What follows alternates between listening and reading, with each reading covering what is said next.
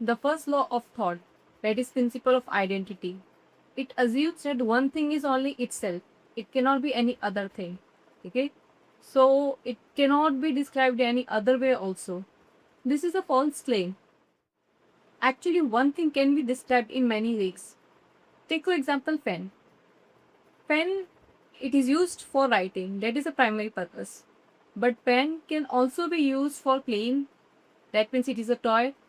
Pen can also act as a paperweight. So pen is a pen, but pen is also a paperweight. Pen is also a toy. So pen when used as a pen, that is the best way or that is the ideal use.